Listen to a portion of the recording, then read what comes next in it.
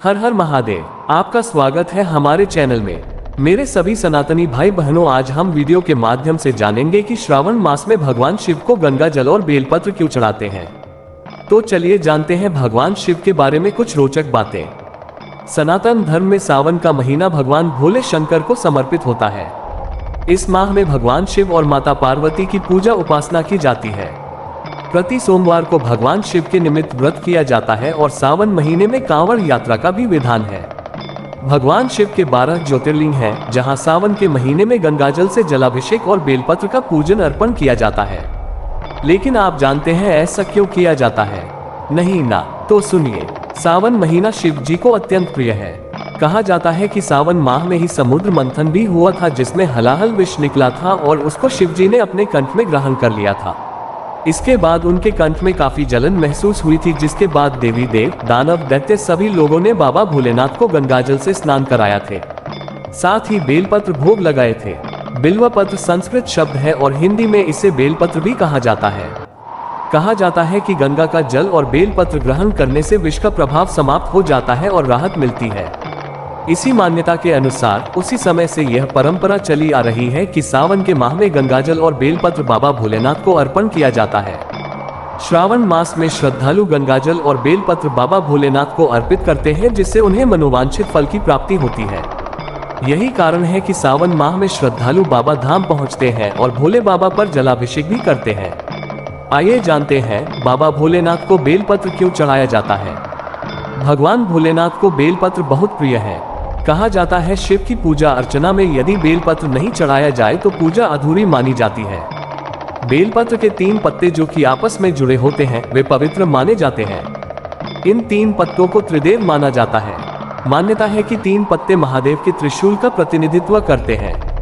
ये भी माना जाता है कि बेलपत्र के 3 जुड़े हुए पत्तों को शिवलिंग पर चढ़ाने से भगवान शिव को शांति मिलती है और भगवान शिव प्रसन्न होते हैं। ये भी माना जाता है कि श्रावण मास में भोलेनाथ पर बेलपत्र से पूजा करने वाले भक्तों को आध्यात्मिक शक्ति प्राप्त होती है। बेल वृक्ष के नीचे शिवलिंग की पूजा करने से मोक्ष की भी प्राप्ति होती है। भगवान शिव को बेलपत्र चढ़ाने से भगवान शिव बहुत प्रसन्न होते हैं। बेलपत्र वृक्ष के नीचे दीपक जलाने से ज्ञान की प्राप्ति होती है।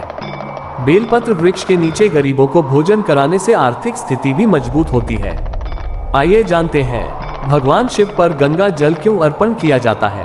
भोलेनाथ के 12 ज्योतिर्लिंग में से बाबा बैद्यनाथ धाम में गंगा जल सावन में चढ़ाने का विशेष महत्व माना गया है। पौराणिक कथा के अनुसार चिरकाल में जब दानवों का आतंक बढ़ा और दानवों ने तीनों लोक पर अधिकार जमा लिया था, उस समय देवतागण और ऋषि मुनि भगवान श्री हरि विष्णु के पास गए, जहां उन्होंने दानवों पर विजय पाने के लिए समुद्र मंथन करने की सलाह दी। इसके पश्चात देवताओं ने दानवों के साथ मिलकर नाग, वासुकी और मंदार पर्वत की मदद से क्षीर सागर में समुद्र मंथन शुरू किया। इससे 14 रत्नों समेत अमृत और विष की प्राप्ति हुई। भगवान भोलेनाथ ने किया था विषपान। जब विष धारण करने की बात आई तो देवता और दानव सभी पीछे हट गए। फिर सबने भगवान शिव से विष से मुक्ति दिलाने की याचना की। उस समय भगवान शिव ने विष को धारण किया। जब भगवान शिव विष धारण कर रहे थे तो विष की कुछ बूंदें धरती पर भी गिरी, जिन्हें सांप, बिच्छू और अन्य विषधारी जीवों ने ग्रहण कर लिया। इसी वजह से वे सभी विषधारी हो गए, जबकि भगवान शिव ने समस्त विष को अपने ग्रीवा में धारण कर लिया। क्यों किया जाता है गंगा जल से शिव जी का जलाभिषेक? मान्यता के अनुसार उस काल में भगवान शिव को अत्यंत पीड़ा हुई और इस पीड़ा को बुझाने अथवा कम करने के लिए रावण और अन्य देवताओं ने गंगाल लाकर उन्हें पिलाया, जिससे विष की पीड़ा कुछ कम हुई। तभी से भगवान शिव का गंगाजल से जलाभिषेक किया जाता है। आधुनिक समय में कांवड़िया गंगाजल लेकर कांवड़ यात्रा करते हैं और गंगाजल से भगवान शिव का जलाभिषेक करते हैं। ऐसी कहा जाता है कि श्री राम भी 108 किलोमीटर की पैदल यात्रा कर कांवड़ लेकर बैद्यनाथ धाम आए थे और बाबा भोलेनाथ पर जलार्पण किए थे। मान्यता ये भी है कि सावन में उत्तरवाहिनी गंगा का जल जो श्रद्धालु बाबा को अर्पण करते उन्हें मनवांछित फल की प्राप्ति होती है। दोस्तों, वीडियो को लाइक और चैनल को सब्सक्राइब जरूर करना, ताकि अपनी सनातन धर्म का प्रचार प्रसार बढ़े और सारे सनातनी भाई बहन जागरूक हो अपने धर्म के प्रति। हर हर महादेव।